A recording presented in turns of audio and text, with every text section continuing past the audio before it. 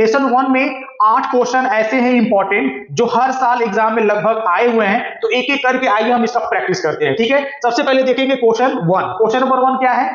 निम्नलिखित में से किस कथन को सीखने के लक्षण के रूप में नहीं देखा जाता है या नहीं माना जाता है? तो पहला ऑप्शन क्या दिया हुआ है? पहला ऑप्शन ये दिया हुआ है कि सीखना कुछ ऐसी चीज है, सीखना कुछ ऐसी चीज है जो कुछ अनुभवों के परिणाम स्वरूप घटित होती है। दूसरा ऑप्शन है व्यवहार का अध्ययन करना सीखना है, यानी व्यवहार का अध्ययन ही सीखना है। तीसरा है अनअधिगम भी सीखने का एक हिस्सा है। तीसरा ये था। चौथा ऑप्शन क्या है? चौथा ऑप्शन है सीखना एक प्रक्रिया है जो व्यवहार में मध्यस्थता करती है। अब ये 4 ऑप्शन आपके सामने हैं, क्वेश्चन है 4 ऑप्शन है, और क्वेश्चन ये पूछ रहा है कि सीखने के लक्षण के रूप में नहीं है, यानी सीखने के लक्षण, यानी 3 क्वेश्चन, मतलब 3 इसमें से ऑप्शन ऐसे हैं जो सीखने के लक्षण हैं, लेकिन एक ऐसा ऑप्शन है जो सीखने का लक्षण नहीं है। तो कौन सा वो ऑप्शन है? देखकर बताइए, आप एक एक करके आप इसको देखिए और मुझे बताइए कि कौन सा सीखने का इसमें लक्षण नहीं है। तो ऑप्शन नंबर जो 2 आपका है, व्यवहार का अध्ययन सीखना है। तो व्यवहार का अध्ययन सीखना सीखने का लक्षण नहीं है। ठीक है, तो जिन लोगों ने ऑप्शन नंबर 2 टिक किया था उनका सही है। चलिए दूसरा देखते हैं। अवधारणाओं का विकास मुख्य रूप से डैश हिस्सा है, यानी अवधारणाओं का विकास किसका हिस्सा है? ऑप्शन सुनिए, बौद्धिक विकास, शारीरिक विकास, सामाजिक विकास, संवेगात्मक विकास। जल्दी जल्दी अपना आंसर दीजिए, कौन सा ऑप्शन सही है इसमें? तो अवधारणाओं का जो विकास है ना, वो आपका एक तरह का बौद्धिक विकास है। तो ऑप्शन नंबर 1 जिसने किया था वो सही है, ऑप्शन नंबर 1 इसमें सही है। और यह क्वेश्चन सीटेड जून 2011 में पूछा था। अभी जो पहला वाला जो क्वेश्चन मैंने बताया, अभी जो आपने देखा, वो भी सीटेड जून 2011 का ही क्वेश्चन था। विगत वर्षों में पूछे गए क्वेश्चन है जिसका मैं प्रैक्टिस आप लोगों को करा रहा हूं। तीसरा क्वेश्चन देखिए, बच्चे के उचित विकास को सुनिश्चित करने के लिए उसका स्वास्थ्य शारीरिक विकास एक महत्वपूर्ण आवश्यकता है, यह कथन क्या है? ऑप्शन 1 गलत हो सकता है क्योंकि विकास नितांत अव्यक्तिगत मामला है। दूसरा सही है क्योंकि विकास क्रम में शारीरिक विकास सबसे पहले पर आता है। तीसरा सही है क्योंकि शारीरिक विकास विकास के अन्य पक्षों के साथ अंतः क्या है संबंधित है। और चौथा ऑप्शन है गलत है क्योंकि शारीरिक विकास विकास के अन्य पक्षों को किसी भी प्रकार से प्रभावित नहीं करता है। तो इसमें से कौन सा ऑप्शन सही लग रहा है आपको? ऑप्शन कौन सा है? यानी यह कथन जो है उसमें से जो ऑप्शन है वो ऑप्शन आपका जो थर्ड है, तीसरा जो ऑप्शन आपका है कि सही है क्योंकि शारीरिक विकास विकास के अन्य पक्षों के साथ अंतः संबंधित है, यानी तीसरा वाला ऑप्शन इसमें सही है। और यह भी क्वेश्चन जून 2011 सीटेट के पेपर में पूछा जा चुका है। चौथा देखिए कौन सा क्वेश्चन है? चौथा है विकास शुरू होता है, विकास की शुरुआत कहां से होती है? तो पहला ऑप्शन इसका देखिए, पहला दिया है उत्तर बाल्यावस्था से। कहां से? उत्तर बाल्यावस्था से। दूसरा है प्रसव पूर्व अवस्था से, यानी प्रसव पूर्व यानी जन्म के तुरंत बाद से। और शैशवावस्था से, तीसरा ऑप्शन है शैशवावस्था से। और चौथा है पूर्व बाल्यावस्था से। अब इन 4 ऑप्शन में से कौन सा ऑप्शन है जो यह बताता है कि विकास की शुरुआत होती है, यानी विकास की शुरुआत कहां शुरू होती है? तो विकास की शुरुआत जो होती है वो प्रसव पूर्व से ही होती है, यानी ऑप्शन नंबर जो 2 है वो आपका सही है। यानी बच्चा जैसे ही जन्म लेता है उसका विकास क्या होता है? शुरू हो जाता है। तो ऑप्शन नंबर जो 2 है वो प्रसव पूर्व से ही विकास क्या होती है? शुरू हो जाती है। तो ऑप्शन नंबर बी यानी ऑप्शन नंबर इसका जो दूसरा है वो आपका सही है। ठीक है, और ये सीटेट 2012 में पूछा गया है। जो अगला जो क्वेश्चन है, जो आपका क्वेश्चन यहाँ पे आपको दिख रहा है, निम्नलिखित में से कौन सा कथन विकास और अधिगम के बीच संबंध को सर्वश्रेष्ठ रूप में जोड़ता है? ठीक है ना, किसको जोड़ने की बात कर रहा है? विकास और अधिगम को, यानी विकास और अधिगम को एक साथ जोड़ने की बात कर रहा है, वो भी सर्वश्रेष्ठ रूप से, ठीक है ना। तो ऑप्शन नंबर एक क्या दिया है, तो ऑप्शन नंबर जो 1 दिया है वो दिया है विकास क्या है, विकास अधिगम से स्वतंत्र है। दूसरा, अधिगम विकास के पीछे रहता है। तीसरा है अधिगम और विकास समानार्थक पारिभाषिक शब्द हैं। अधिगम और विकास एक जटिल तरीके से अंत क्या है, संबंधित है। अब इसमें से क्या ऑप्शन सही है आपका, जो 1 2 3 4 ऑप्शन आपको दिख रहा है, इसमें से कौन सा ऑप्शन आपको सही लग रहा है? यानी विकास और अधिगम को सर्वश्रेष्ठ रूप से जोड़ने वाला कौन सा ऑप्शन इसमें से, ऑप्शन नंबर 1 2 3 4, उसमें से जो ऑप्शन नंबर 4 है आपका, जो ऑप्शन नंबर आपको 4 दिखाई दे रहा है, क्या है ये 4 जो दिया हुआ, ये दिया है अधिगम और विकास एक जटिल तरीके से आपस में क्या है, जुड़े हुए हैं, यानी आपस में क्या है, अंतर संबंधित है, ठीक है ना। ये वाला ऑप्शन यहाँ पे सही है, ठीक है ना। और यह क्वेश्चन सीटेट 2015 में, विगत 2015 में ये पूछा गया था सीटेट में, ठीक है ना। तो ये सब इंपॉर्टेंट है, जितने मैं बता रहा हूँ सारे इंपॉर्टेंट बता रहा हूँ, विगत वर्षों में पूछे गए प्रश्नों की प्रैक्टिस है आपके, ठीक है ना। ये बाल विकास और शिक्षा शास्त्र का पहले लेसन से, ठीक है ना, इसको नोट करेंगे। ऐसे आगे भी आपको वीडियो मिलते रहेंगे एक एक करके, ठीक है, प्रैक्टिस मिलता रहेगा, प्रैक्टिस करते रहिएगा, ठीक है। अगला नोट करिए, अगला देखिए, विकास के बारे में निम्नलिखित में से कौन सा एक कथन सही है, यानी विकास के बारे में कौन सा कथन सही है, यानी 3 कथन आपके गलत होंगे, एक सही होगा। तो पहला देखिए, पहले सबसे पहले विकास भिन्न व्यक्तियों में भिन्न गति से चलता है, यानी जो विकास है अलग अलग लोगों में अलग अलग तरीके से होता है, पहला ऑप्शन ये कह रहा है। दूसरा ऑप्शन, विकास जन्म से किशोरावस्था तक बहुत तेज होता है, ठीक है ना, और उसके बाद रुक जाता है। तीसरा कह रहा है विकास जन्म से किशोरावस्था तक आगे की ओर बढ़ता है और फिर पीछे होता है। और चौथा ऑप्शन है विकासात्मक परिवर्तन एक सीधी रेखा में आगे बढ़ती जाती है। अब इन 4 ऑप्शन में आपको कौन सा ऑप्शन दिख रहा है जो कि सही है, किसके लिए है, विकास के बारे में? तो विकास क्या है, ऑप्शन नंबर 1, ऑप्शन नंबर 1 विकास क्या है, विकास जो होता है वो भिन्न व्यक्तियों में कह सकते हैं कि भिन्न गति से होता रहता है, यानी हर व्यक्तियों में विकास अलग अलग तरीके से होता है, ठीक है ना, यानी हर व्यक्तियों का विकास एक जैसा नहीं होता है। तो option number 1 is the right answer, ठीक है। अब नेक्स्ट देखेंगे, ये जो क्वेश्चन था वो 2016 का था, 2016 सीटेट में ये पूछा गया था, ठीक है ना। नेक्स्ट देखते हैं अगला क्वेश्चन। अगला क्वेश्चन क्या है, अगला क्वेश्चन 7वां नंबर का जो क्वेश्चन है वह दिया है कि मध्य बचपन अवधि है, यानी मध्य बचपन की जो अवधि है यह क्या है? ऑप्शन देखिए, 2 से 6 वर्ष, यानी 2 से 6 वर्ष की जो अवस्था होती है वो मध्य बचपन की अवधि है, ये कह रहा है पहला ऑप्शन। दूसरा ऑप्शन 6 से 11 वर्ष, तीसरा 10 वर्ष के बाद, और चौथा ऑप्शन जन्म से 2 वर्ष, यानी जन्म से 2 वर्ष तक। अब इन 4 ऑप्शन में कौन सा ऐसा ऑप्शन है जो बता रहा है कि मध्य बचपन की अवधि कौन सी है? तो मध्य बचपन की जो अवधि है वह आपका ऑप्शन नंबर 2 है। कौन सा? 2 वाला, 6 से 11 वर्ष, ठीक है। यह क्वेश्चन भी आपका 2016 सीटेट के पेपर में आया हुआ था, ठीक है ना, उसका ये क्वेश्चन है। अब देखते हैं अगला क्वेश्चन 8वां, ठीक है ना, और आज का ये आखिरी है लेसन 1 का। ये 8 क्वेश्चन का मैंने सेट निकाला था, ये 8 क्वेश्चन जो विगत वर्षों में पूछे गए थे लेसन 1 से, ठीक है ना, वो है लास्ट क्वेश्चन। देखिएगा ध्यान से, क्या है, विकास के सिद्धांतों के बारे में निम्नलिखित में से कौन सा कथन गलत है? ये ध्यान देने वाली बात है। क्वेश्चन थोड़ा सा घुमा के आजकल के पूछा जा रहा है कि क्वेश्चन कौन सही है, कौन गलत है, कौन नहीं है, ऐसे करके क्वेश्चन है। तो क्वेश्चन तो पूरा अच्छे से पढ़ करके करिएगा। तो क्या कह रहा है कि विकास के सिद्धांतों के बारे में कौन सा इसमें से मतलब कह सकते हैं कि कथन गलत है, यानी 3 सही होगा, 1 गलत होगा। तो ऑप्शन नंबर 1, विकास वंशानुगत और वातावरण के बीच सतत अन्योन्य क्रिया से होता है। ऑप्शन नंबर 2, विकास परिपक्वन और अधिगम पर आधारित होता है।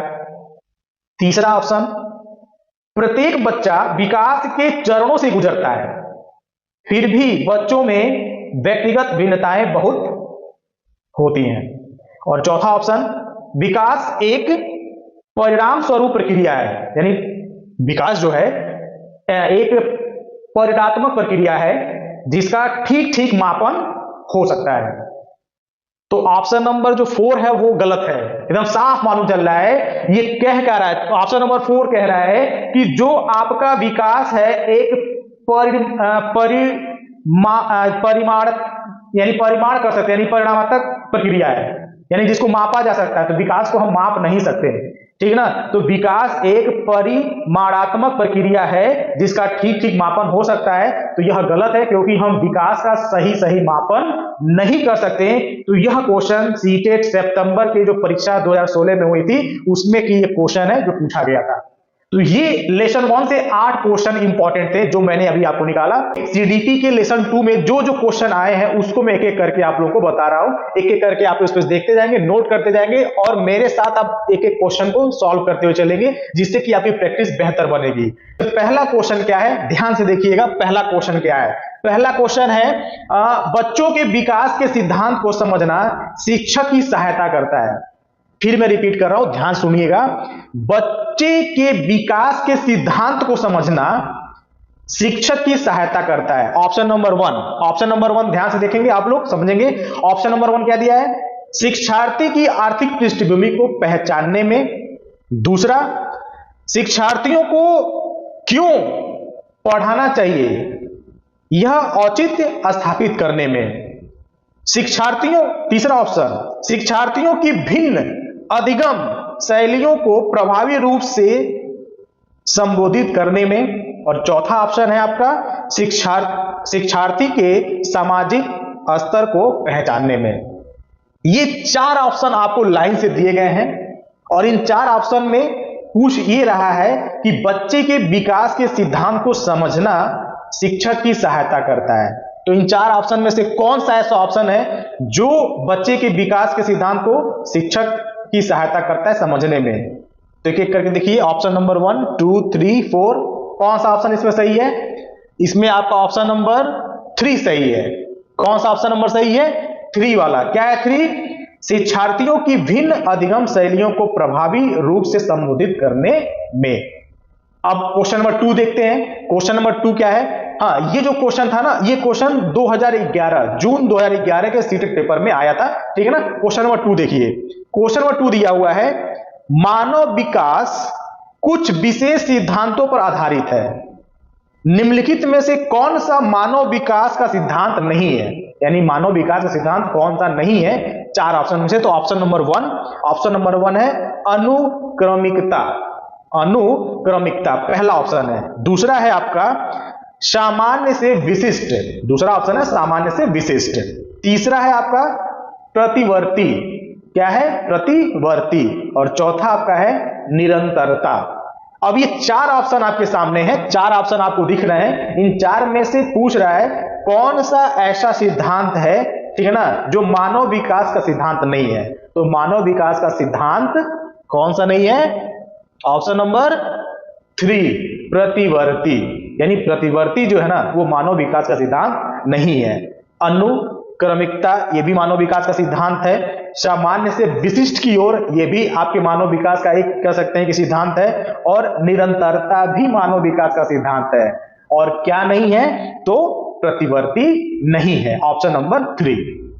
और ये क्वेश्चन सीटेट जून 2011 का है, ठीक है ना। अगला क्वेश्चन देखते हैं, क्वेश्चन नंबर 3। संकल्पनाओं की व्यवस्थित प्रस्तुति विकास के निम्नलिखित किन सिद्धांतों के साथ संबंधित हो सकती है? ठीक है, तो ऑप्शन नंबर 1 इसमें दिया हुआ है, विकास के परिणाम स्वरूप वृद्धि होती है।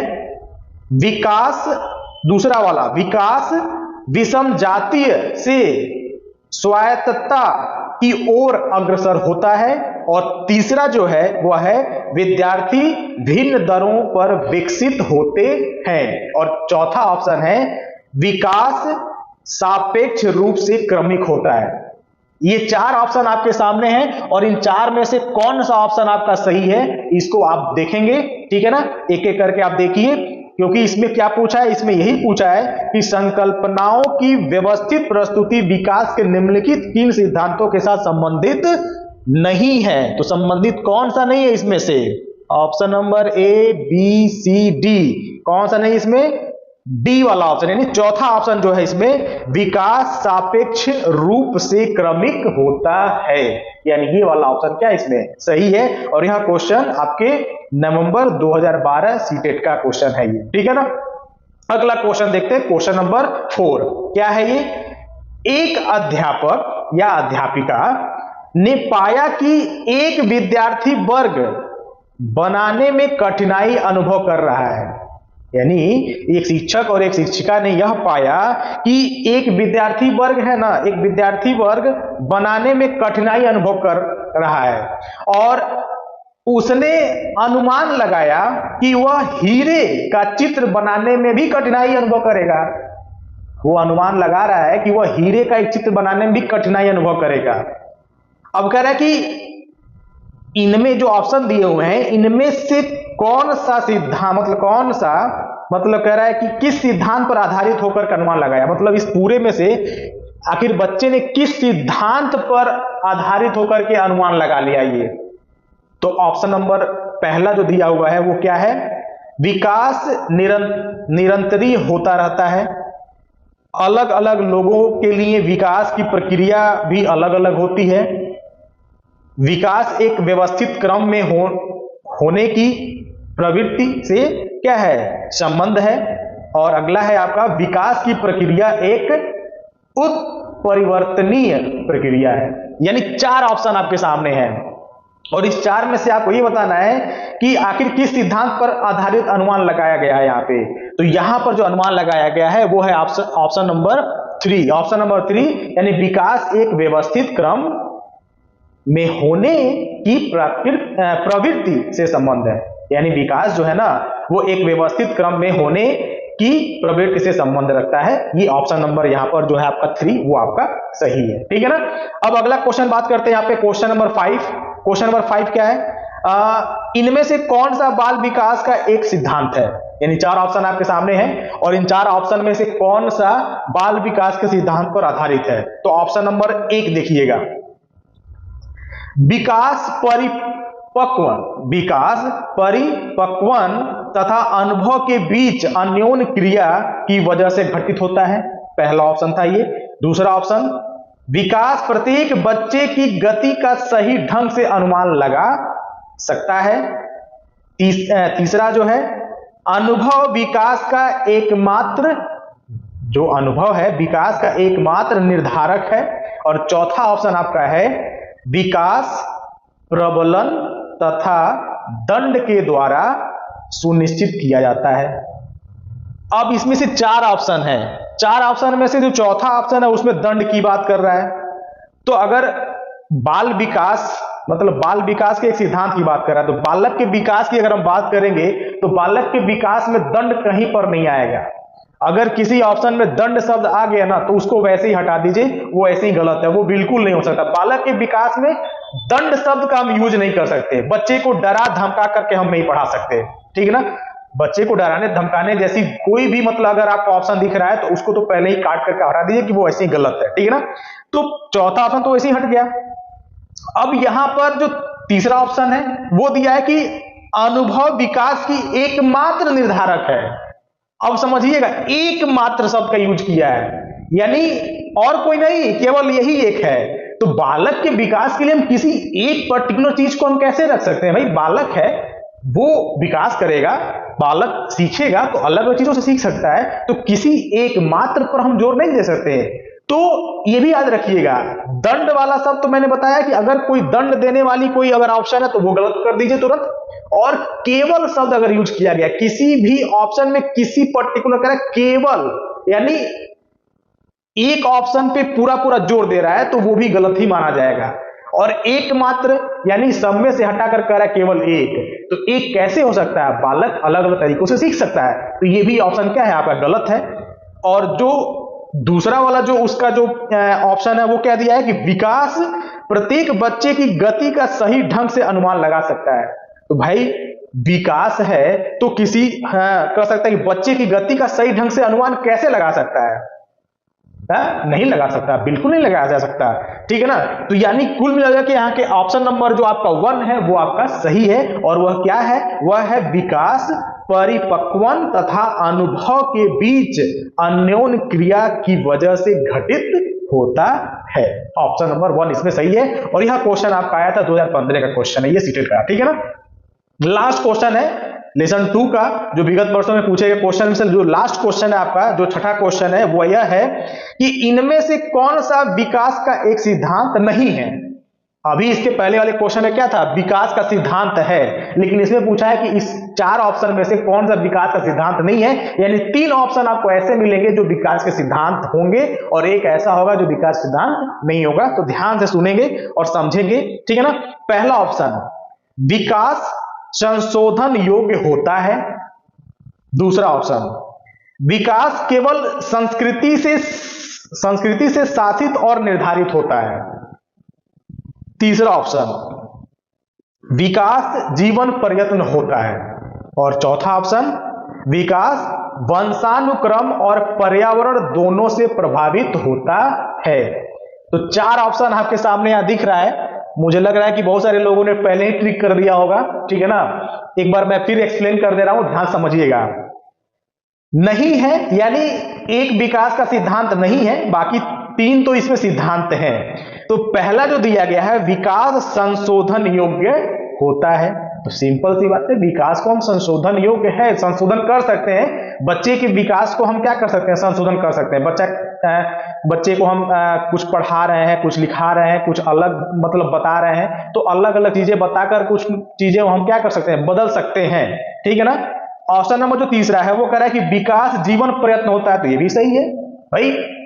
बचपन से लेकर बुढ़ापे तक आदमी सीखता रहता है, तो विकास जो है वो क्या होता है, आपका जीवन प्रयत्न चलता है, यानी जीवन प्रयत्न विकास होता रहता है। चाहे वो आपके दिमाग का विकास हो, चाहे आपके शरीर का विकास हो, वो जीवन प्रयत्न चलता रहता है। आदमी छोटे से बड़ा होता रहता है, फिर वृद्ध होता है, फिर उसके बाद उसकी क्या होती है, मृत्यु आती है। तो विकास, हमारे शरीर की जो विकास है वो निरंतर चलती रहती है, हम कुछ ना कुछ सीखते रहते हैं। तो ये भी ऑप्शन आपका सही है। चौथा जो ऑप्शन दिया है कि विकास जो है ना वो वंशानुक्रम और पर्यावरण दोनों से प्रभावित होता है, सिंपल सी बात है। यानी बच्चे का जो वंशानुक्रम होता है, जो अनुवांशिकता जो लक्षण होती है, या फिर कह सकते हैं कि उसका जो पर्यावरण, किस माहौल में बच्चा रह रहा है, तो उसका भी उसके विकास के ऊपर क्या पड़ेगा, प्रभाव पड़ेगा। यानी ये 3 ऑप्शन तो बिल्कुल सही है। यानी केवल जो ऑप्शन नंबर जो इसमें 2 है वो आपका गलत है। वो कह सकते हैं कि आपके विकास का सिद्धांत नहीं है। क्यों? क्योंकि ये क्या कर रहा है, इसमें एक शब्द मैंने पहले ही बताया था कि केवल शब्द और एकमात्र शब्द और दंड देने वाली अगर कोई शब्द का यूज किया गया है तो वो बिल्कुल गलत होता है। तो यहां पर भी इस ऑप्शन में आपने देखा होगा कि उसने क्या यूज किया है, केवल शब्द यूज किया है। क्या किया है, विकास केवल, बोल रहा है कि विकास केवल संस्कृति से शासित और निर्धारित होता है। तो केवल शब्द आ गया, यानी किसी एक चीज से ही केवल क्यों विकास नहीं है भाई। हाँ, किसी एक चीज से हम विकास को कैसे हम देख सकते हैं, तो इसलिए ऑप्शन क्या है, गलत है। तो अभी आपने जो देखा ना वो सीडीपी का लेसन 2 का विगत वर्षों में पूछे गए क्या थे, कुछ प्रश्न थे जो पिछले विगत वर्षों में पूछे गए थे, जिसका मैंने आप लोगों को प्रैक्टिस लेकर के आया। सीडीपी का लेसन 3 का प्रैक्टिस सेट विगत वर्षों में पूछे गए क्वेश्चंस को मैं यहाँ पे लेके आया हूं। तो एक एक करके आइए क्वेश्चंस को देखते हैं। क्वेश्चन नंबर 1 क्या दिया हुआ है कि अनुवांशिकता को डैश सामाजिक संरचना माना जाता है। यानी अनुवांशिकता को किसका सामाजिक संरचना माना जाता है। तो ऑप्शन नंबर 1 क्या दिया है, तो ऑप्शन नंबर 1 आपका दिया हुआ है गौण। क्या दिया है, गौण। दूसरा क्या दिया है, गत्यात्मक। दूसरा क्या दिया है, गत्यात्मक। और तीसरा क्या दिया हुआ है, स्थिर। तीसरा क्या है, स्थिर। और चौथा आपका क्या है, प्राथमिक। यानी ये आपके 4 जो ऑप्शन आपके सामने दिख रहे हैं यहां पर, तो इसमें से ये पूछा है कि कौन सा अनुवांशिकता को सामाजिक संरचना मानता है। तो कौन है इसमें, तो इसमें आपका हो जाएगा ऑप्शन नंबर 3 यानी स्थिर। यानी आनुवांशिकता को स्थिर सामाजिक संरचना माना जाता है। और यह क्वेश्चन आपका 2011 सीटेट में पूछा गया है, ठीक है ना। क्वेश्चन नंबर 2 क्या है, निम्नलिखित में से कौन सा मुख्य रूप से आनुवांशिकता संबंधी कारक है। निम्नलिखित में से कौन सा अनुवांशिकता संबंधी कारक है। तो कौन सा इसमें आपका कारक है अनुवांशिकता? ऑप्शन नंबर 1 देखें, ऑप्शन नंबर 1 दिया है आंखों का रंग, ट्रू। सामाजिक गतिविधियों में भागीदारिता, ऑप्शन नंबर 3 समकक्ष व्यक्तियों के समूह के प्रति अभिभूति, और चौथा जो है वो है आपका चिंतन पैटर्न। यानी इन 4 ऑप्शन में से आपके कौन सा ऐसा ऑप्शन है जो अनुवांशिकता संबंधी कारक है? तो अनुवांशिकता का जो कारक है ना वो ऑप्शन नंबर पहला है, और वो है आंखों का रंग। यानी आंखों का जो रंग होता है ना वो अनुवांशिकता का कारण होता है। यानी हमारे माता पिता, हमारे नाना नानी, दादा दादी से हमें क्या मिलता है? हमें कुछ चीजें क्या होती है, मिलती हैं, जिसको बोलते हैं अनुवांशिक लक्षण। यानी अनुवांशिकता का कह सकते हैं कारक हो सकता है हमारी आंखों का जो रंग है, ठीक है ना। और यह क्वेश्चन आपका 2012 सीटेट का है, ठीक है। तीसरा देखिए, तीसरा दिया हुआ है निम्नलिखित में से डैश के अतिरिक्त सभी वातावरणीय कारक विकास को आकार देते हैं। मतलब किसी एक के अलावा, यानी 4 ऑप्शन में से किसी एक ऑप्शन के अलावा ना कह सकते हैं कि सभी क्या करते हैं? वातावरणीय कारकों को विकास को आकार देते हैं। तो ऑप्शन नंबर 1 समझिएगा, पौष्टिकता की गुणवत्ता, संस्कृति, शिक्षा की गुण कह सकते हैं कि गुणात्मकता, और शारीरिक गठन। यानी कहने का मतलब इसका यह है क्वेश्चन में, ये क्वेश्चन में ये कह रहा है कि सभी, मतलब इसमें से जो 4 ऑप्शन आपको दिख रहा है ना उसमें से कोई एक ऑप्शन ऐसा है जो कह सकते हैं कि वातावरणीय कारक का विकास का आकार मतलब नहीं देता। मतलब कोई एक ऐसा है, बाकी 3 दे रहे हैं। यानी 3 ऑप्शन इसमें से ऐसे हैं जो आपके वातावरणीय कारक मतलब विकास के वातावरणीय कारक हैं, लेकिन एक ऐसा है जो नहीं है, और वह कौन सा है? वो आपका ऑप्शन नंबर 1, 2, 3, 4। हाँ ठीक है, इसमें से आपका जो चौथा वाला जो ऑप्शन है, जो चौथा ऑप्शन आपको दिख रहा है वो क्या है? शारीरिक गठन। यानी शारीरिक गठन जो है ना वो आपका वातावरणीय कारक मतलब यानी विकास से संबंधित ये नहीं है, ठीक है ना। और यह क्वेश्चन आपके 2012 का था, ठीक है ना, सीटेट 2012 जून में ये पूछा गया था क्वेश्चन। अगला क्वेश्चन देखिए, निम्नलिखित में से कौन सा कथन बच्चे के विकास में परिवेश की भूमिका को समर्थन देता है? यानी बच्चे के विकास में ना परिवेश का बहुत ही ज्यादा महत्व होता है। तो कह रहा है कि कौन सा ऑप्शन है इसमें से जो पूरा का पूरा ये कह रहा है कि हाँ ये ऑप्शन है जो परिवेश से जुड़ा हुआ है। तो चलिए एक एक करके पहले ऑप्शन देखते हैं, फिर बताते हैं कौन सा इसमें से सही है। तो पहला जो कह रहा है, कुछ शिक्षार्थी सूचनाओं का जल्दी क्या कर लेते हैं? प्रक्रमण कर लेते हैं, जबकि उसी कक्षा के अन्य विद्यार्थी ऐसा नहीं कर पाते। दूसरा ऑप्शन, पिछली कुछ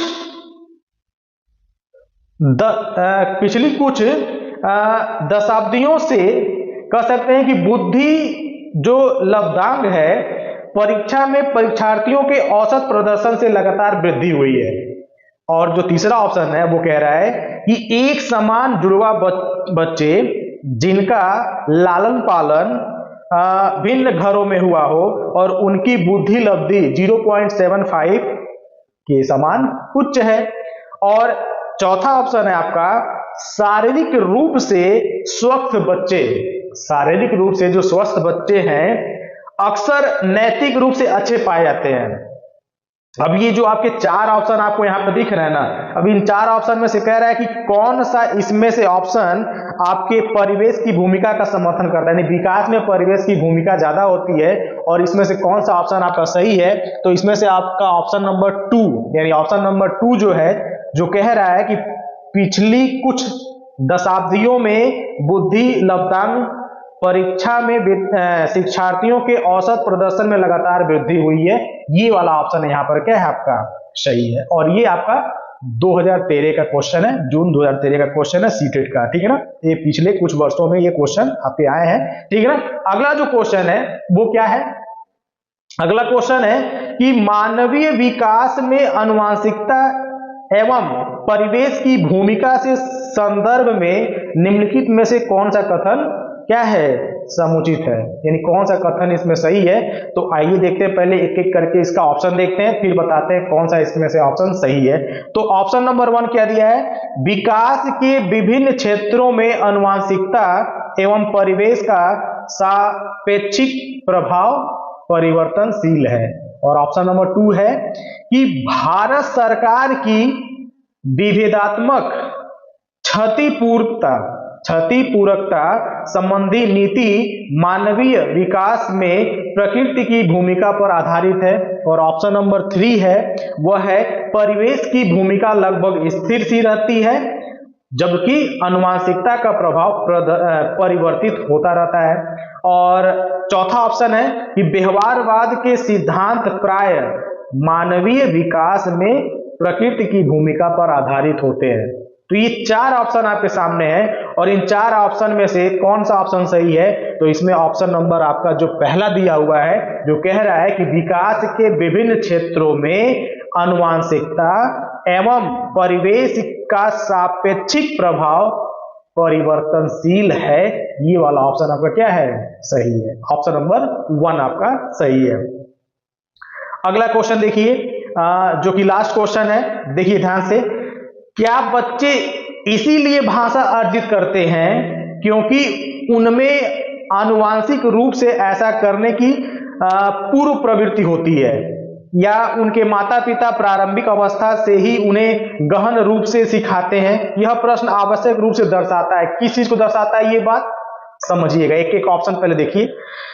पहला दिया है कि क्या विकास एक सतत प्रक्रिया है या एक असतत प्रक्रिया, पहला ऑप्शन। दूसरा ऑप्शन दिया है कि भाषा के विकास पर संज्ञान का प्रभाव, और तीसरा दिया है प्रकृति और पोषण पर बहस, और चौथा दिया है बहुकारक योग्यता के रूप में विकास पर चर्चा। यानी इस क्वेश्चन में पूछा गया था कि बच्चे मतलब इसलिए भाषा अर्जित करते हैं क्योंकि उनके अंदर वो कर सकते हैं आनुवंशिकता पूर्व प्रवृत्ति वाली होती है, या फिर माता पिता प्रारंभिक अवस्था से ही मतलब गहन शिक्षा मतलब उनको देते हैं। तो इसमें से जो ऑप्शन नंबर आपका जो 3 है ना, जो कह रहा है कि प्रकृति और पोषण पर बहस, यानी प्रकृति और पोषण, यानी बच्चे किस प्रवृत्ति में यानी किस प्रकृति में पल रहे हैं, किस परिवेश में पल रहे हैं, और उनको किस तरह का पोषण दिया जा रहा है, इस वाले ऑप्शन को आप क्या कर सकते हैं, यहाँ पे सही कर सकते हैं। यानी ऑप्शन नंबर 3 यहाँ पे क्या है, सही है। तो ये आपका लेसन 3 का कुछ मतलब विगत वर्षों में पूछे गए प्रश्नों का क्या था, आपका यहाँ पे सेट था। सीडीपी लेसन 4 का विगत वर्षों में जो भी क्वेश्चंस आपके एग्जाम में बने हैं उसका मैं यहाँ पर प्रैक्टिस सेट लेकर आया हूँ। तो क्वेश्चन नंबर 1 को सबसे पहले यहाँ पे देखते हैं। तो क्वेश्चन नंबर 1 क्या दिया है कि सबसे अधिक गहन और जटिल समाजीकरण होता है। क्या है, एक बार फिर सुनिएगा, सबसे अधिक गहन और जटिल समाजीकरण होता है। तो ऑप्शन नंबर 1 क्या दिया है, किशोरावस्था के दौरान, और ऑप्शन नंबर 2 क्या दिया है, पूर्व बाल्यावस्था के दौरान, और तीसरा क्या दिया है, प्रौढ़ावस्था के दौरान, और चौथा क्या दिया है, व्यक्ति के पूरे जीवन में। यानी इन 4 ऑप्शन में आपसे पूछ रहा है कि कौन सा ऑप्शन ऐसा है जो सबसे अधिक गहन और जटिल समाजीकरण वाला होता है। तो सबसे गहन और जटिल समाजीकरण वाला अगर कोई अवस्था होती है तो वो आपका किशोरावस्था होता है। यानी ऑप्शन नंबर 1 जो है आपका ना, वो आपका सही है। किशोरावस्था का जो समय होता है वो सबसे ज्यादा जटिल होता है, ठीक है ना। यह क्वेश्चन आपका 2011 का है, ठीक है ना, जून 2011 में सीटेट में पूछा गया क्वेश्चन है ये। क्वेश्चन नंबर 2 देखिए, शिक्षकों को यह सलाह दी जाती है कि वे अपने शिक्षार्थियों को सामूहिक गतिविधियों में क्या करें, शामिल करें, क्योंकि सीखने को सुगम बनाने के अतिरिक्त ये भी आवश्यक है या सहायक है। तो क्या है ऑप्शन नंबर 1 देखिएगा। ऑप्शन नंबर 1 दिया है दुश्चिंता, पहला दिया है दुश्चिंता, और दूसरा दिया है सामाजिकरण, और तीसरा दिया है मूल्य द्वंद्व, और चौथा दिया है आपका आक्रामकता। अब इसमें से कौन सा ऑप्शन सही है? तो इसमें से ऑप्शन नंबर जो आपका दूसरा है वो आपका सही है, और वह क्या है? सामाजिकरण। यानी शिक्षकों को यह सलाह दी जाती है कि वह अपने शिक्षार्थियों को सामाजिक गतिविधियों में शामिल करें, और ऐसा करने से बच्चों में क्या बनेगा? सामाजिकरण होने की, कह सकते हैं कि समाज, बच्चे क्या होंगे? सामाजिकरण होंगे, मतलब समाज में घुल मिलकर रहने जैसे बनेंगे। ठीक है ना? तो ऑप्शन नंबर जो 2 है इसमें आपका सही है, और यह क्वेश्चन जून 2012 का क्वेश्चन है। ठीक है ना? क्वेश्चन नंबर जो 3 है वो दिया है कि निम्न में से किसका मिलना उचित है? यानी कुछ मिलान यहां दिए हुए हैं, तो कह रहा है कि किसका मिलना उचित है। तो पहला, शारीरिक विकास का वातावरण से, दूसरा संज्ञानात्मक विकास का परिपक्वता से, और सामाजिक विकास का वातावरण से, और संवेगात्मक का परिपक्वता से।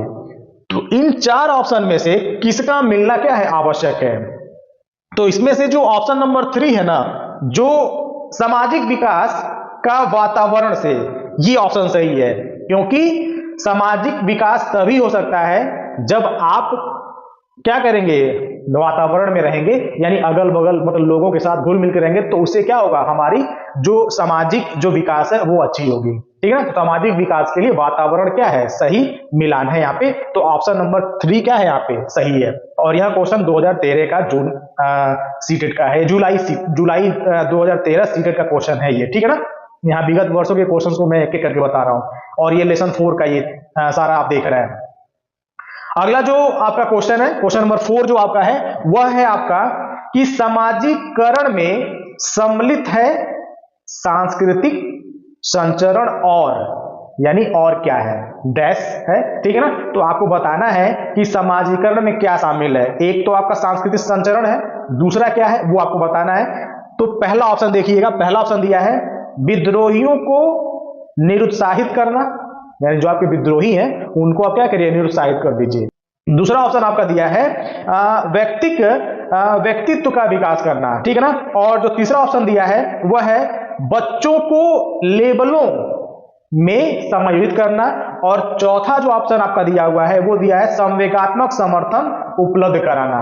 तो इसमें से आपका जो ऑप्शन नंबर कौन सा? ऑप्शन नंबर जो 2 है, ऑप्शन नंबर जो 2 है क्या है? व्यक्तित्व विकास, ये वाला ऑप्शन आपका क्या है? सही है। ठीक है ना? और यह जुलाई 2013 का ही क्वेश्चन है। ठीक है ना? अगला क्वेश्चन अगर हम देखें, 5वां जो क्वेश्चन है, सामाजिकरण के संदर्भ में विद्यालयों के पास प्राय एक प्रच्छन्न पाठ्यचर्या विद्यमान रहती है, जिनमें निहित है। क्या निहित है उसमें? एक एक करके ऑप्शन देखते हैं और बताएंगे क्या है उस चीज में। तो पहला ऑप्शन दिया है परिवारों के माध्यम से विद्यार्थियों का समझौतापूर्ण व प्रतिरोधात्मक समाजीकरण, और दूसरा ऑप्शन आपका दिया है मूल्यों और अभिवृत्तियों का शिक्षण एवं आकलन, और तीसरा ऑप्शन आपका दिया है बालात्मक अधिगम, चिंतन व समकक्षीय साथी एवं अध्यापक की अनुकृति द्वारा विशेष रूप से अपनाया जाने वाला व्यवहार, और ऑप्शन नंबर जो 4 है वो है अंतःक्रिया व सामग्री द्वारा विद्यालयों में प्रस्तुत किए जाने वाले सामाजिक भूमिकाओं से संबंध अनौपचारिक संकेत। यहां पे 4 ऑप्शन आपके सामने हैं, और इन 4 ऑप्शन में से आपका कौन सा ऑप्शन सही है? तो आई थिंक आप लोग सही ठीक कर रहे हैं। तो ऑप्शन नंबर इसमें से आपका जो 4 है, जो सबसे लास्ट वाला जो ऑप्शन आपका है, अंतःक्रिया और सामग्री द्वारा विद्यालयों में प्रस्तुति किए जाने वाले सामाजिक भूमिकाओं से संबंध अनौपचारिक संकेत, ये वाला ऑप्शन आपका क्या है? सही है। ठीक है ना? अगला क्वेश्चन देखते हैं। अगला क्वेश्चन कह रहा है कि मनोसामाजिक सिद्धांत निम्नलिखित में से किस पर बल देता है? यानी मनोसामाजिक जो विकास है ना, वो जो सिद्धांत है वो किस पर बल देता है? तो ऑप्शन नंबर 1 है उद्दीपन व प्रतिक्रिया, और ऑप्शन नंबर 2 दिया हुआ है लिंगी व प्रस्तुति स्तर, और ऑप्शन नंबर 3 है आपका उद्यम के मुकाबले में हीनता स्तर, और चौथा आपका है क्रिया प्रसूत यानी सक्रिय अनुबंधन सिद्धांत। ये आपके 4 जो दिए है ना, उसमें से कह रहा है कि मनोसामाजिक सिद्धांत किस पर ज्यादा बल देता है? तो इसमें से जो ऑप्शन नंबर आपका 3 है, ठीक है ना, जो ऑप्शन नंबर 3 आपका है उद्यम के मुकाबले में हीनता स्तर, इस पर ज्यादा बल देता है। ठीक है? अगला क्वेश्चन देखते हैं। समाजीकरण एक प्रक्रिया है, समाजीकरण एक प्रक्रिया है। ऑप्शन सुनिएगा, कौन सी प्रक्रिया है ये पूछ रहा है, तो ऑप्शन एक एक करके देखेंगे। पहला, मूल्यों, विश्वासों तथा अपेक्षाओं को अर्जित करना या अर्जित करने की, और दूसरा, मित्रों के साथ सामाजिक बनने की, तीसरा, घुलने मिलने तथा समायोजन की, और चौथा, एक समाज की संस्कृति की आलोचना करना सिखाने की। तो सिंपल सी बात है, चौथा वाला ऑप्शन दे रहा है कि किसी एक समाज की आलोचना यानी बुराई करने को सिखा रहा है, तो किसी समाज की आलोचना करना सिखाना ये गलत है, तो वैसे ही गलत है ये, ठीक है ना। हम किसी की बुराई करना किसी को सिखा नहीं सकते, गलत चीज तो बच्चे को हम सिखाएंगे नहीं, तो ये ऑप्शन तो वैसे ही गलत है, ठीक है ना। और घुलने मिलने वाला ऑप्शन भी वैसे ही, घुलने मिलने की बात यहाँ पे कर ही नहीं रहा है, उसका हम समायोजन करने की बात नहीं करेंगे, ठीक है ना। मित्रों के साथ सामाजिक बनने की, तो बच्चे तो खुद ही मित्रों से सामाजिक बन जाते हैं, उसमें भी यह बल देने की बात नहीं है। समाजीकरण का जो कह सकते हैं कि जो प्रक्रिया है ना, वो यह है जो ऑप्शन नंबर इसमें पहला वाला है, यानी मूल्यों, विश्वासों तथा अपेक्षाओं को अर्जित करना। यानी समाजीकरण का मेन मतलब मूल्यों को, विश्वासों को और अपेक्षाओं को अर्जित करना होता है, ठीक है। अगला क्वेश्चन देखिए, अगला क्वेश्चन दिया है समाजीकरण की प्रक्रिया में शामिल नहीं है। नहीं है, इस चीज को ध्यान जरूर दीजिएगा, क्वेश्चन में नहीं है वाला क्वेश्चन बहुत आता है, ठीक है ना। तो इसको आपको फोकस करना है, ध्यान देना है, क्वेश्चन को पहले पढ़ना है, तब जाके ऑप्शंस देखने हैं, ठीक है ना। तो सबसे पहले आपको यही देखना है कि समाजीकरण की प्रक्रिया नहीं है, यानी 3 ऑप्शन ऐसे हैं जो समाजीकरण की प्रक्रिया होंगे, केवल एक ऑप्शन ऐसा होगा जो समाजीकरण की प्रक्रिया नहीं होगा, हमें वो ढूंढना है। चलिए एक एक करके ऑप्शन देखते हैं। ऑप्शन नंबर 1, मूल्य और विश्वासों का अर्जन करना। मूल्य और विश्वासों का अर्जन करना भी क्वेश्चन इसके पहले वाले आप देखे होंगे, उसको देखे हो तो उसको आपको समझ में आ रहा होगा कि ऑप्शन नंबर 1 जो है ना, वो पहले ही समाजीकरण की प्रक्रिया है, तो ये तो बिल्कुल भी कह सकते हैं कि नहीं हो सकता है, क्योंकि ये ऑलरेडी समाजीकरण की प्रक्रिया है, ठीक है ना। और दूसरा दे रहा है अनुवांशिक संचरण। तीसरा दिया है एक संस्कृति की रीतियों और मानदंडों को सीखना, और चौथा दिया है कौशलों का अर्जन करना। तो यहां पर जो पहला वाला है वो पहले ही मैंने बता दिया कि मूल्य और विश्वासों का अर्जन यह आपका समाजीकरण की प्रक्रिया है, और कौशलों का अर्जन करना भी समाजीकरण की प्रक्रिया है, यानी कौशल हम अपने अंदर कौशल को अर्जन कर सकते हैं। और एक संस्कृति की रीतियों और मानदंडों को सीखना, यह भी आपका समाजीकरण की क्या है, प्रक्रिया है, यानी ऑप्शन नंबर 2 यानी आनुवंशिक संचरण, यह कोई समाजीकरण की प्रक्रिया नहीं है, ठीक है ना। अब लास्ट क्वेश्चन है, उसको देख लेते हैं। तो लास्ट क्वेश्चन दिया है कि विद्यालय और समाजीकरण के बारे में निम्नलिखित में से क्या सत्य है, यानी 4 ऑप्शन है, और इस 4 ऑप्शन में से कौन सा सत्य है, किसके बारे में, विद्यालय और समाजीकरण के बारे में। तो चलिए बात करते हैं विद्यालय और समाजीकरण के बारे में क्या सत्य है। तो 4 ऑप्शन आपके सामने है, और 4 में से आप बताएंगे कौन सा सत्य है। पहला, समाजीकरण में विद्यालय की कोई भूमिका नहीं होती, ठीक है ना, सुनिएगा अच्छे से। और दूसरा क्या दे रहा है, विद्यालय समाजीकरण का एक महत्वपूर्ण कारक है। तीसरा, समाजीकरण में विद्यालय की बहुत थोड़ी भूमिका होती है।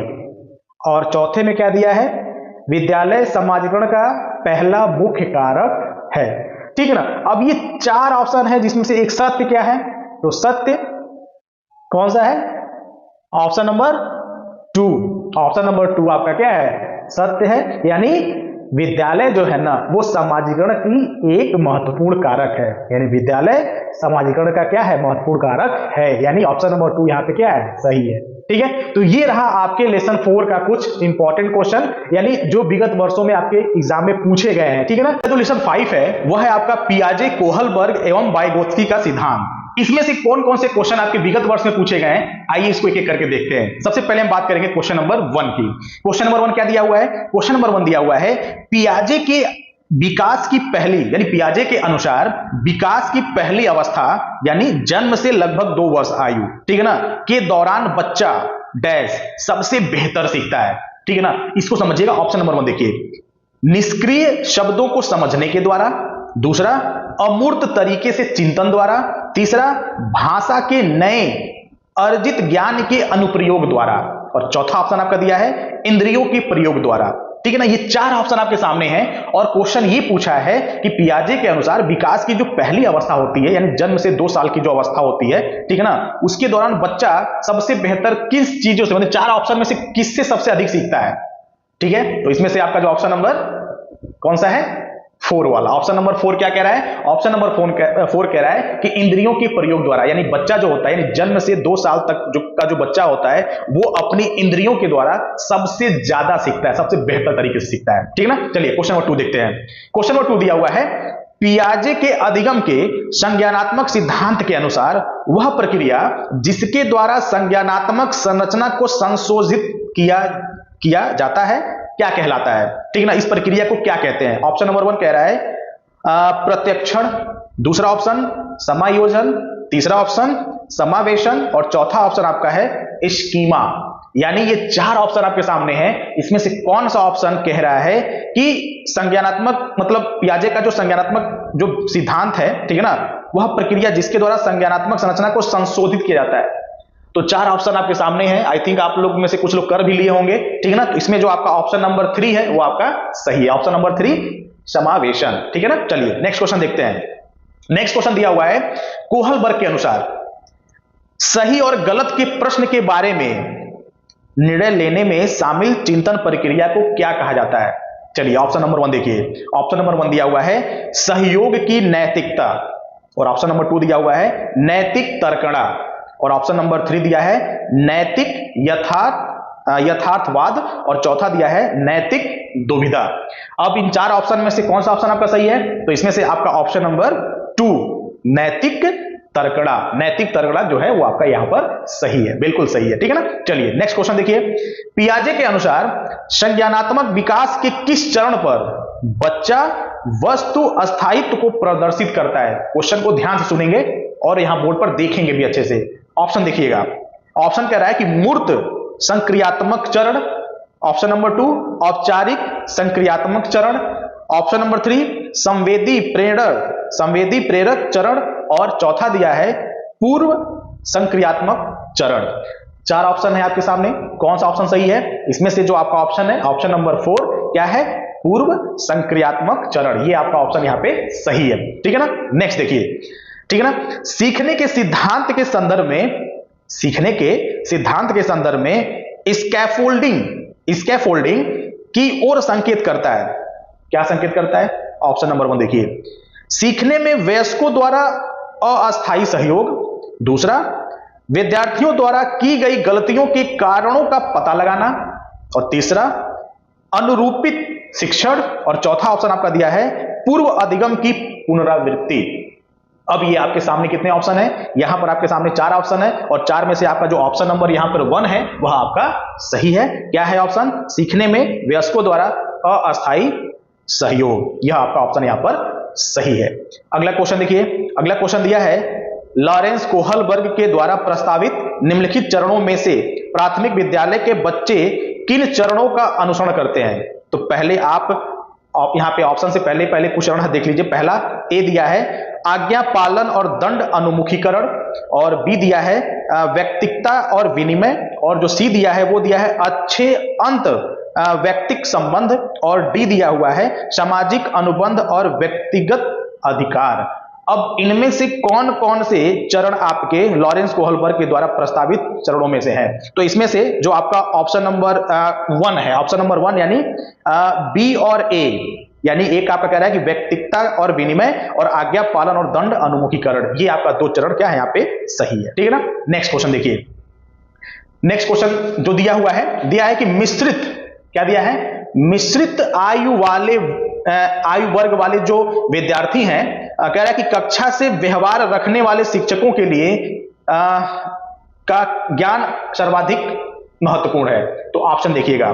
पहला दिया है उनके अभिभावकों का व्यवसाय, दूसरा सामाजिक आर्थिक पृष्ठभूमि, और तीसरा दिया है सांस्कृतिक पृष्ठभूमि, और चौथा आपका दिया हुआ है यहाँ पे विकासात्मक अवस्था।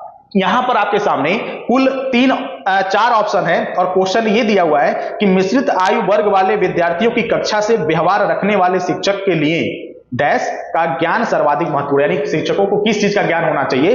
अगर मिश्रित आयु वर्ग वाले विद्यार्थी एक ही कक्षा में बैठे हुए हैं, अलग अलग आयु के बच्चे अगर एक ही कक्षा में बैठे हुए हैं, तो शिक्षकों को मतलब सबसे अधिक क्या मतलब चीजें हैं, मतलब क्या ध्यान देना चाहिए, किनको, शिक्षकों को। तो आप देखकर बताइए कौन सा ऑप्शन इसमें सही है। तो इसमें से देखिए, इसमें जो ऑप्शन नंबर आपका 4 है, विकासात्मक अवस्थाओं, यानी विकासात्मक अवस्थाओं की यहाँ पे हम बात करेंगे, ठीक है ना। ये वाला ऑप्शन यानी 4 ऑप्शन यहाँ पे क्या होगा आपका, सही होगा, ठीक है ना। नेक्स्ट देखिए, नेक्स्ट क्वेश्चन दिया हुआ यहाँ पे, कर्नैल सिंह कानूनी कार्यवाही तथा खर्चे के बावजूद आयकर नहीं देते हैं। ध्यान समझिएगा, जो कर्नैल सिंह है वो कानूनी कार्यवाही तथा खर्चे के बावजूद भी आयकर नहीं देते हैं, ठीक है ना। वे सोचते हैं कि वे एक भ्रष्ट सरकार को समर्थन दे सकते हैं, मतलब ये सोचते हैं कि वे एक भ्रष्ट सरकार को समर्थन नहीं दे सकते, ठीक है ना। उनका सोच ये है कि हम एक भ्रष्ट सरकार को हम समर्थन नहीं देंगे, टैक्स मतलब हम नहीं देंगे, आयकर नहीं देते हैं वो, जो अनावश्यक बांधों के निर्माण पर लाखों रुपए खर्च करती है। मतलब वो सोचते हैं कि जो सरकार एक अनावश्यक मतलब बांध बनाने में मतलब लाखों करोड़ों रुपए खर्च कर दे रही है, ऐसे सरकार को हम आयकर नहीं भरेंगे, ठीक है ना। अब देखिए, वे संभवतः कोहल वर्ग के नैतिक विकास की किस अवस्था में है, यानी कोहल वर्ग के जो नैतिक विकास की जो अवस्था है उसमें से किस अवस्था में है, मतलब जो उनकी सोच है वो कौन सी मतलब अवस्था को बता रही है। तो ऑप्शन नंबर 1 देखिए, ऑप्शन नंबर 1 दिया है यहाँ पे परंपरागत, दूसरा दिया है आपका पश्च परंपरागत, और तीसरा दिया है यहाँ पे पूर्व परंपरागत, और चौथा ऑप्शन आपका दिया हुआ है परा परंपरागत। अब इन 4 ऑप्शन में से कौन सी अवस्था में आपके ये कर्नैल सिंह होंगे। तो इसमें से जो आपका ऑप्शन नंबर 2 है पश्च परंपरागत, ये वाला ऑप्शन यहाँ पे क्या है आपका, सही है, ठीक है ना। नेक्स्ट देखिए, नेक्स्ट दिया हुआ है, बच्चों के व्यवहार को समझने के लिए विद्यार्थियों के घर के वातावरण का महत्वपूर्ण स्थान है। बिल्कुल सही स्थान है, बच्चे सबसे अधिक अपने घर से सीखते हैं, अपने परिवार से सीखते हैं, ठीक है ना। तो कह रहा है यहाँ पे आगे, तथा इससे प्राप्त सूचना को प्रभावशाली शिक्षा शास्त्र के निर्णय निर्माण से जोड़ा जा सकता है। यह तथ्य अधिगम के किस सिद्धांत से संबंध रखता है। तो ऑप्शन देखिए, सबसे पहले 1, ऑप्शन 1 दिया है रचनावादी सिद्धांत, दूसरा दिया है सामाजिक रचनावादी सिद्धांत, और तीसरा दिया है व्यवहारवादी, और चौथा दिया है यहाँ पे आपका पारिस्थितिक, यानी यहाँ पे पारिस्थितिक आपको दिया है यहाँ पे इकोलॉजिकल। यानी अब इसमें से 4 ऑप्शन आपके सामने है, इन 4 ऑप्शन में से कौन सा ऑप्शन है जो कह रहा है मतलब यहाँ पे सही है। तो यहाँ पर जो आपका ऑप्शन नंबर 2 है सामाजिक रचनावादी, यह सिद्धांत आपका यहाँ पे क्या है, सही है, ठीक है ना। नेक्स्ट क्वेश्चन देखिए, ठीक है ना, इजी है क्वेश्चन सारे, ठीक है ना। उम्मीद है आप लोग बेहतर स्कोर कर रहे होंगे, इसमें अच्छा कर रहे होंगे, ठीक है ना। कमेंट करके बताएंगे कितना आपका इसमें से क्वेश्चन आपका सही हो रहा है, ठीक है। आगे देखिए, निम्नलिखित में से कौन सा निहितार्थ पियाजे के संज्ञानात्मक विकास के सिद्धांत से नहीं निकाला जा सकता है। तो ऑप्शन नंबर 1 है आपका खोजपूर्ण अधिगम, दूसरा दिया है शाब्दिक शिक्षण की आवश्यकता, और तीसरा दिया है आपका बच्चों की अधिगमनात्मक तत्परता के प्रति संवेदनशीलता, और आपका चौथा दिया है व्यक्तिक भेदों की स्वीकृति। ये 4 ऑप्शन आपके सामने हैं, और इन 4 ऑप्शन में से कौन सा ऑप्शन आपका सही है। तो इसमें से जो आपका ऑप्शन नंबर 2 है क्या कह रहा है, शाब्दिक शिक्षण की आवश्यकता, यानी शाब्दिक शिक्षण की आवश्यकता को हम क्या कर सकते हैं, पियाजे के संज्ञानात्मक विकास के सिद्धांत से नहीं निकाल सकते हैं, इसलिए यहाँ पे ऑप्शन क्या है आपका, सही है। तो उम्मीद है ये आपको वीडियो काफी अच्छी लगी होगी। आपके विगत वर्षों में पूछे गए ये आपके लेसन 5 के क्या कहते हैं कुछ इंपॉर्टेंट आपके क्वेश्चन थे, ठीक है ना। तो आप कितना स्कोर आप कर रहे हैं आप कमेंट बॉक्स में करके बताएंगे।